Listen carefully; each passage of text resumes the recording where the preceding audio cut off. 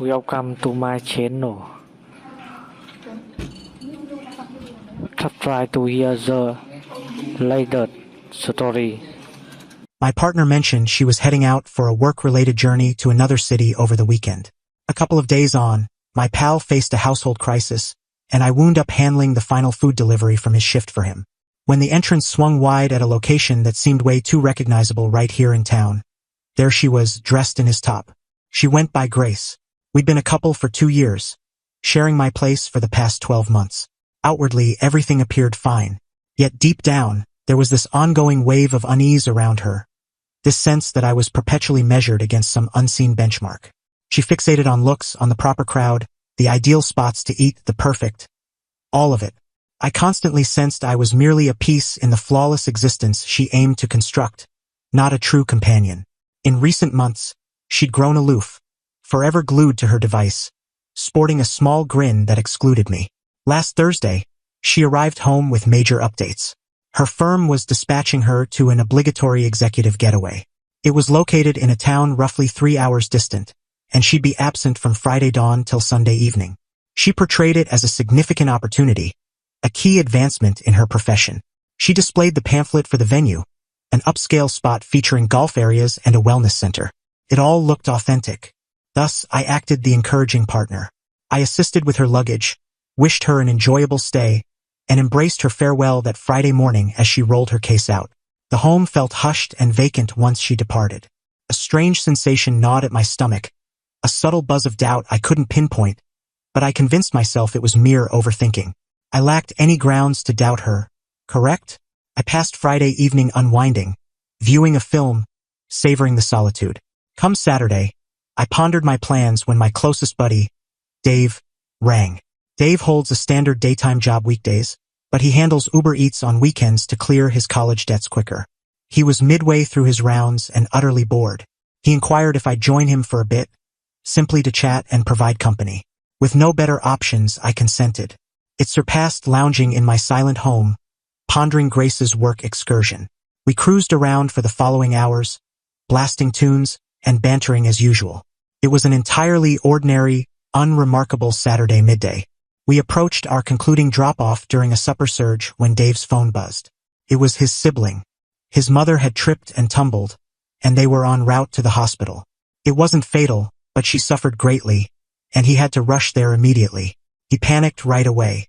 He halted the vehicle, his complexion ashen. "Dude, I must leave," he uttered, trembling slightly. "But this final package remains. The buyer has awaited it. I can't simply abort it." He gazed at me, his gaze imploring. "Would you mind doing me a massive solid and deliver this? The spot is just about 10 minutes away. I'll be in your debt hugely." "Sure thing, bro," I replied without hesitation. "Forget about it. Head to your mom." He expressed gratitude, exited the car, and dashed off to hail a cab.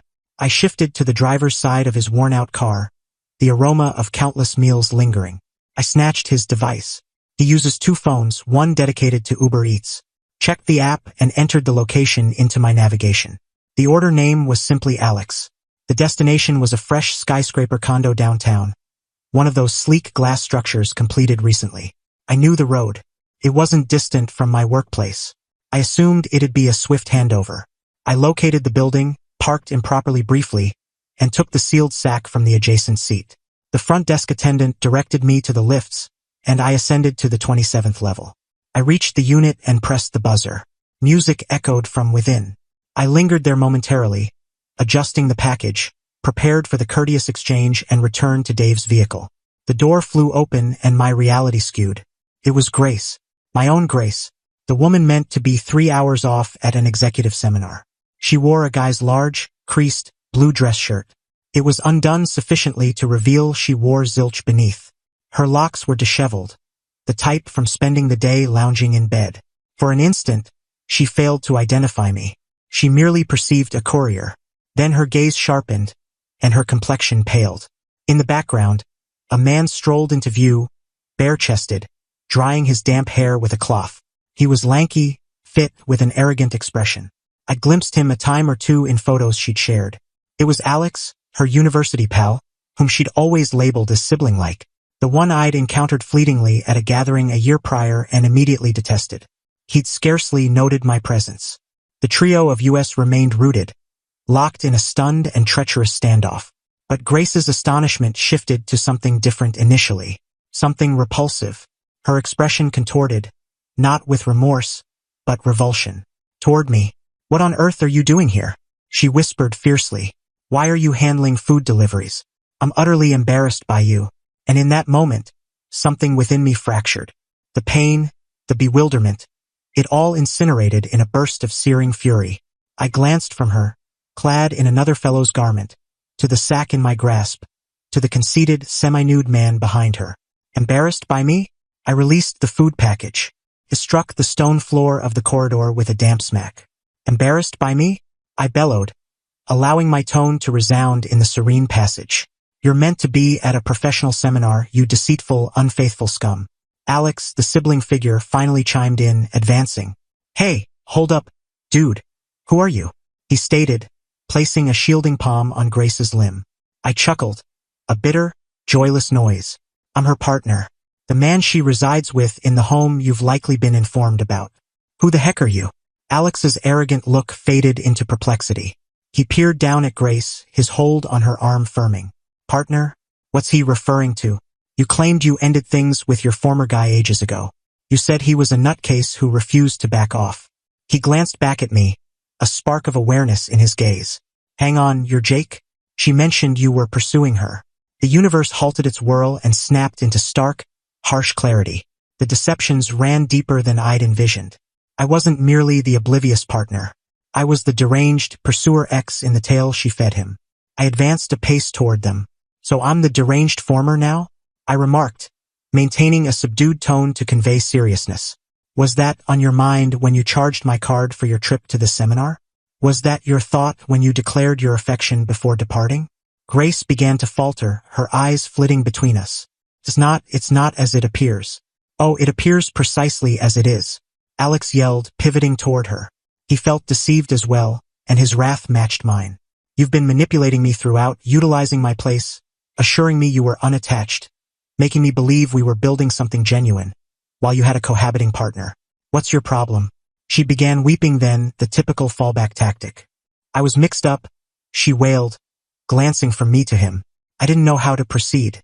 I care for you both." "You care for no one except yourself," I retorted. I'd never experienced such intense loathing for another person. The clash was chaotic, noisy, and starkly exposed in that pristine corridor. Likely, nearby doors were ajar as residents eavesdropped. I was indifferent. Eventually, her sobs subsided, supplanted by frantic alarm. She regarded us both, her cheeks marked with eyeliner. "Where can I stay now?" she whined, the ultimate plea of someone depleted of choices and anticipating another's solution. I eyed her, clad in another man's attire, the epitome of her own fraud. "I don't give a damn," I stated bluntly, "but you have till midday tomorrow to remove every item of yours from my home. If it's still there, it'll hit the street." She directed her optimistic, watery eyes to Alex. He merely shook his head in revulsion. "You're absolutely not remaining here," he declared. "I want you gone from my place." Immediately, he extended behind, seized her bag from a surface, and hurled it into the corridor. Then he eyed me, then her, and banged the door, abandoning her solo amid her fabrications. I didn't linger to observe the consequences. I simply pivoted and departed, leaving her amid the debris she'd forged. I avoided glancing rearward. The fury persisted, but it yielded to a stark resolve. This wasn't merely a split. It was a removal. I returned to Dave's vehicle, my limbs quivering from the rush. I contacted him, relayed the events. He was stunned. He instructed me to use his car, return home, and handle necessities. Upon arriving at my place, I first altered the locks. By 10 that night, each door mechanism was fresh. Her key became worthless scrap. Then I commenced gathering. But I wasn't gentle. I skipped her elegant cases. I fetched from the storage the supply of sturdy dark garbage sacks. I extracted them and began erasing her presence from my existence. Garments, footwear, cosmetics, volumes, all entered the sacks. I operated mechanically, driven by a frigid, systematic anger. By 2 in the morning, her closet section was vacant. Her compartments were empty. The bath surface cleared of her myriad containers and pots. It seemed she'd never existed there. I stacked all 30-odd sacks by the entry. Her communications and messages initiated around 9 that night. A ceaseless flood of urgent notes. I ignored everyone. I permitted my device to vibrate into quiet. Then the emails arrived. Extended, wandering appeals and charges. I erased them unread. She appeared at the home near midnight as I secured the final sack. My entry camera alerted my phone. I viewed the stream as she attempted her key, her bewilderment escalating to frenzy, then outrage. She commenced hammering the door, yelling my name. I merely reclined on my sofa in darkness, observing the mute spectacle of her collapse. After 20 minutes, she relented and collapsed in the passage, a beaten mound. That's when I dispatched her one message. Your belongings are bundled. They'll be on the pavement outside the structure at 8 a.m. tomorrow. A vehicle is set to remove any leftover items at 12:05 p.m., show up or not. It's irrelevant to me. Then I restricted her contact. Next day, precisely at 8 a.m., I began transporting the sacks via the utility lift. It required 4 rounds. I heaped them on the walkway, a modest pile of black material symbolizing 2 years of my existence. I ascended and observed from my pain. Shortly past 9, a vehicle arrived. It was her closest pal Megan, someone I'd never fully believed. Grace emerged from the rider's side. She appeared sleepless. They both stared at the heap of garbage sacks in dismay. It consumed them almost 60 minutes to cram everything into Megan's compact SUV, a task involving much furious pushing and whispered oaths. As they departed, I experienced zilch. No sorrow, no remorse, merely void. The true conflict naturally commenced days later. The narrative she and Megan propagated was a work of art in fabrication. In their rendition, I was the villain. I'd behaved possessively and domineering for months. I'd somehow located her at her pal's place where she sought refuge from me, and then I'd arrived in a furious outburst, attacked her, and ejected her with only her current attire. I began receiving messages from shared acquaintances seeking my version. I realized a basic rejection wouldn't suffice. I required evidence.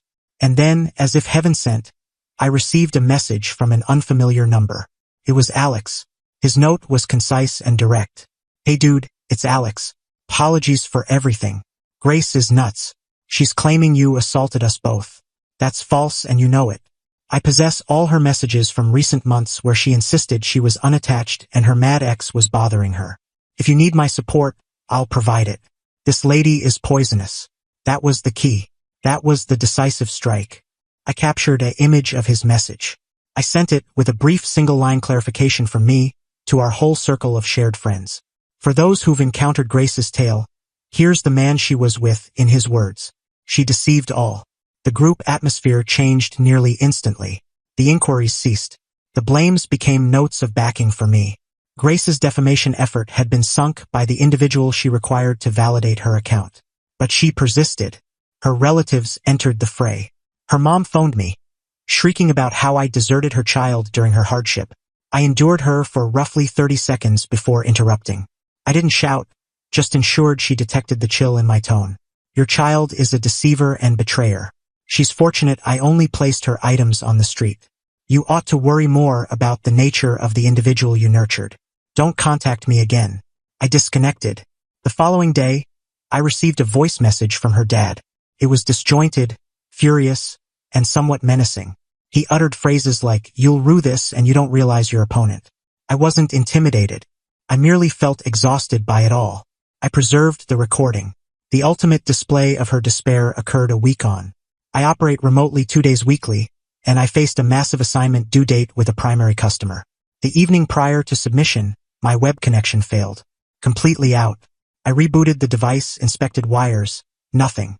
I contacted my provider, and after 45 minutes waiting, they revealed something that froze my veins. No disruptions in my zone. My account had been terminated that afternoon. When I insisted on who approved it, they said it occurred online, via the account owner's secure details. Secure details that Grace, as a permitted user on my profile, had access to. I'd updated all primary codes, but overlooked the foolish web account. She'd executed it deliberately, a planned disruption to harm my career. I completed my task using my mobile as a link, but I fumed. This had escalated from a disordered separation to deliberate torment. I knew her location. A pal had noted she was bunking on Megan's sofa. Next morning, I drove there. I knocked loudly until Megan answered, appearing shocked. Grace stood rearward, her expression of complacent glee that swiftly faded upon seeing mine. I trembled with rage. "This ends today," I declared. I raised my phone and replayed her dad's menacing recording. Their eyes widened. Then, yesterday evening, my web was oddly terminated the night before a critical work cutoff, a sabotage that might have jeopardized my position. I stepped ahead, and they both reflexively retreated. "Here's the plan. You, your pals, and your kin will cease contact with me. Permanently. If I receive one additional call, one more message, or if even my streaming service logs out mysteriously, I'm presenting this recording with the call logs of your pestering and a formal declaration on the web interference to authorities for a protection order. Clear?" They were both ashen, mute. The prospect of legal repercussions hadn't crossed their minds. Grace attempted once more, her tone breaking, tears emerging. "But Jake," I aired. "What about our relationship?" I merely regarded her, the lady I'd once cherished, and sensed only sympathy and repulsion. "There is no relationship," I stated. "You incinerated that when you prepared for a phony work journey." I rotated and left without further comment. I entered my vehicle and headed home. I restricted her contact, Megan's and her parents. I lounged in my serene, tidy home, the quiet a pleasant respite. I served myself a beverage and removed every image of her. It was truly concluded.